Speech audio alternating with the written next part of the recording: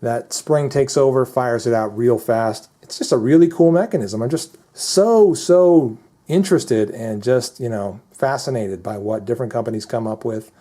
And I think this is one of the most elegant ones I've seen so far.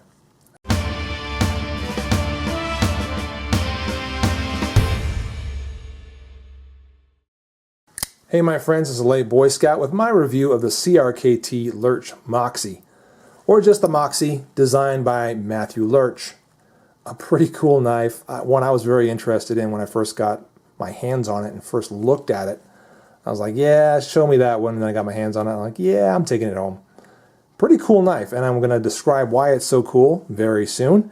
I want you to stick around for the majority of this review if you can, because we're going to show you all three colors, compare them, and also show you a variety of other knives that stack up pretty favorably against it, and give it kind of a run for its money. Also, we're going to roll in some testing footage showing you what this knife can do, and it can do a good bit.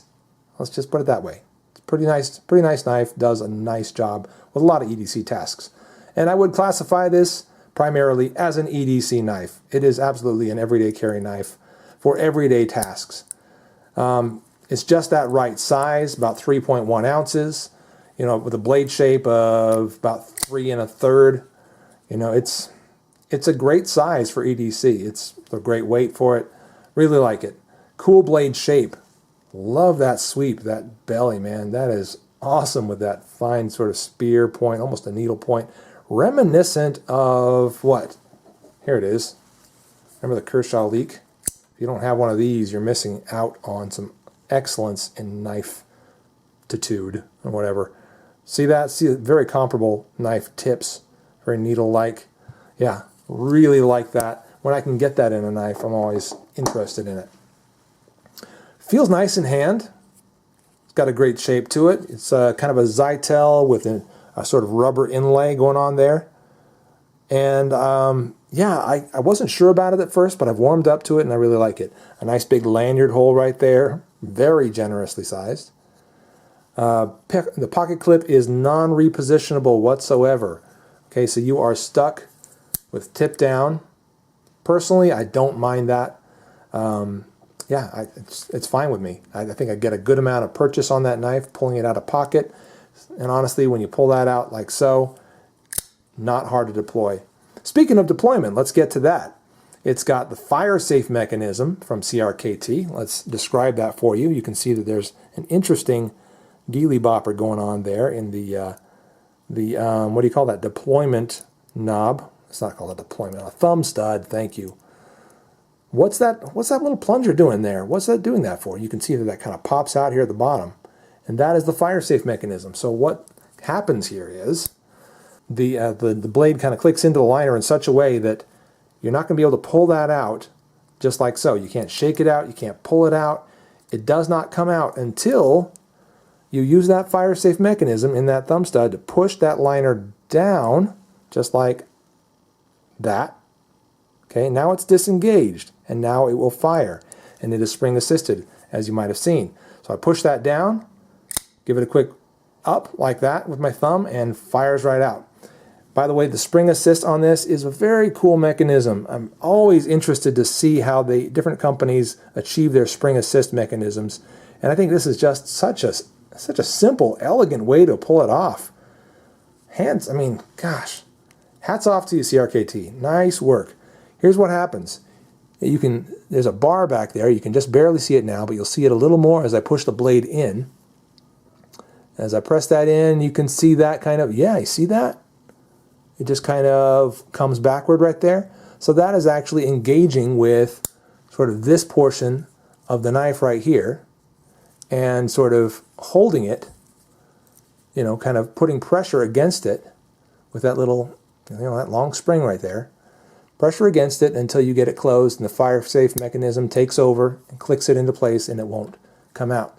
But then once again, you disengage, give a little thumb forward, that spring takes over, fires it out real fast. It's just a really cool mechanism. I'm just so interested and just, fascinated by what different companies come up with. And I think this is one of the most elegant ones I've seen so far. Again, hats off to you, CRKT. Nice work. So cool blade shape, good ergonomics, just the right size. Any jimping on top, a little bit sort of right here in the liner. Hard to get a hold of really because my thumb won't really go back there. It'll usually be up here. So I'd like to have some up here. You know, if I had my druthers as they call it, yeah, I'd probably take some right up there, but not that big a deal for an everyday carry blade to me. So let's go ahead and roll in some of this testing footage. I like my knives to be razor sharp, guys, so I always try to see if they'll shave a little hair off my arm.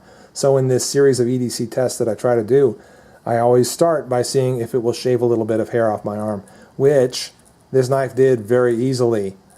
Very nice and sharp, took a razor sharp edge, held it pretty well. It's the 8CR14 MOV steel. Not too bad, a little better than 8CR13, not much, but pretty good steel. Also, wanted to tear into some other materials, so slice some paper with it, whip through that nice and slick, nice and easy. You know, just a good razor edge on it. Then, of course, cutting some paracord, which virtually any knife will do. I've said that before. But I like to see ergonomically how it feels doing different materials and just perfectly comfortable and as quick as I'd ever need it to be to cut through paracord. Also, who doesn't ever cut up those doggone clamshell packages? I know I have to from time to time, cutting into them for toys or for whatever else you might be buying. Yeah, I've got to cut into those. You probably do too. So got to test this out on some plastic water bottles. Or actually, they were soda bottles. But anyway, we tore into them, made sure that this knife did a good job of that, which it did. Also some cardboard. Slicing up some cardboard. That Moxie, man, it just zipped through that cardboard. It felt like it was just coated in butter or something. It did a really nice job. I was pretty impressed. Onto some wood. So a little bit of pine wood. It's about the hardest material that I will test my EDC knives on. And it did fine on pine wood too, man. And gosh, looking at the coating afterward, it had almost pretty much no visible wear on this knife after slicing through all that pine wood. And also the lockup remained very, very strong, both side to side and front to back. Still no noticeable play after all that work.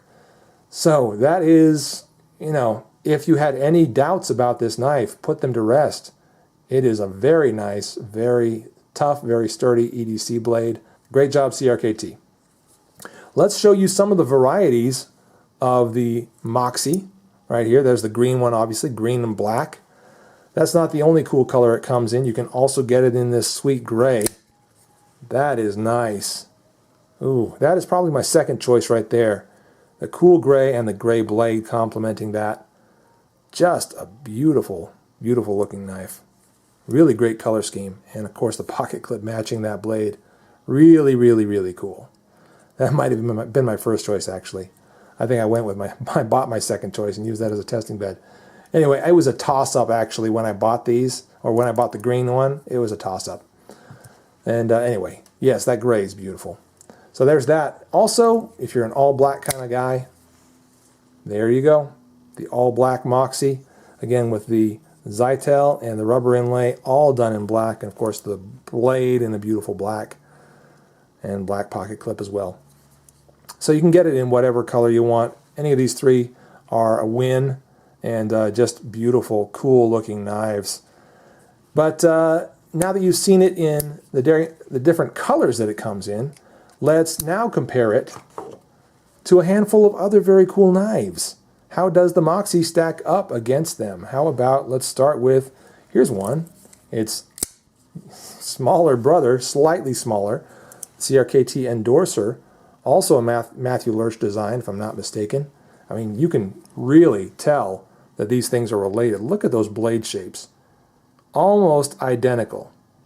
There's a little more breadth right there from here, from edge to spine.